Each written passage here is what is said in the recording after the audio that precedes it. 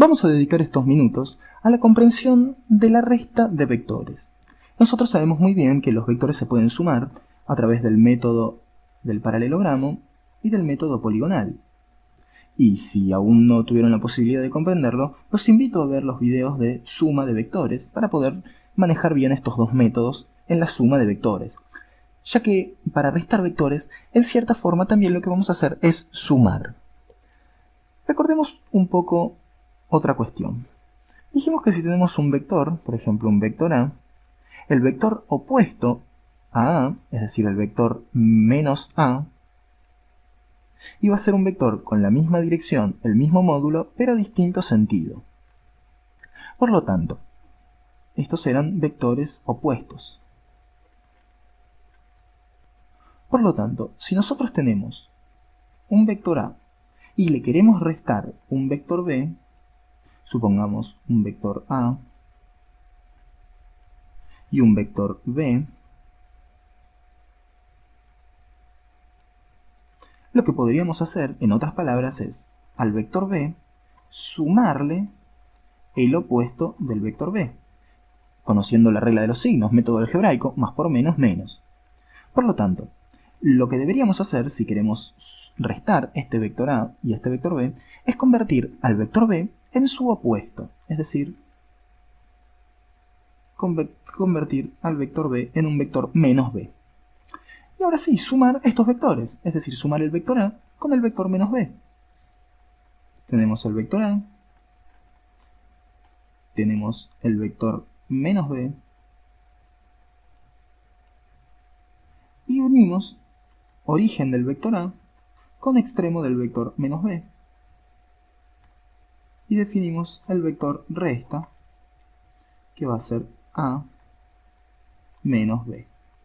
De manera muy sencilla, tenemos a través del método de la poligonal esta resta de vectores. Podríamos ver el mismo ejemplo con el método del paralelogramo.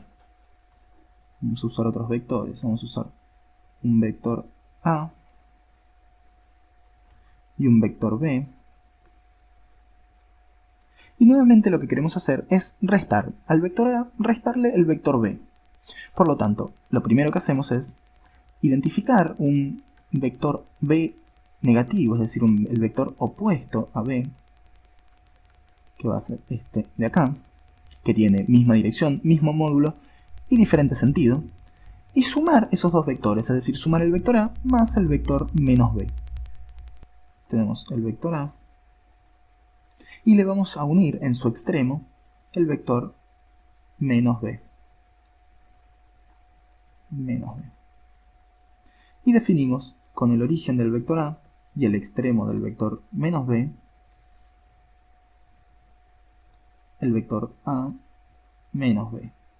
Bueno, bien, esto era comprensible a través del método de la poligonal, pero veamos qué sucede si nos olvidamos de esto y trabajamos ahora con el método del paralelogramo. Coincidimos los orígenes del vector A y del vector menos B. De la misma forma, trazamos diagonales. Hacemos una paralela, paralela A, una paralela al vector B, y nuevamente el vector, que sea origen, en los orígenes y extremo al otro lado del vértice de este paralelogramo. Vean que queda definido un paralelogramo, ¿no? Esto creo que quedaba claro. Queda definido un paralelogramo. Y la diagonal, cuyo vértice sea el origen de los dos vectores en cuestión, nos va a dar el vector A menos el vector B. Y así definimos la resta de vectores siempre a través de un caso especial de la suma. En este caso, transformamos un vector A menos un vector B en la suma de un vector A con el opuesto de un vector B.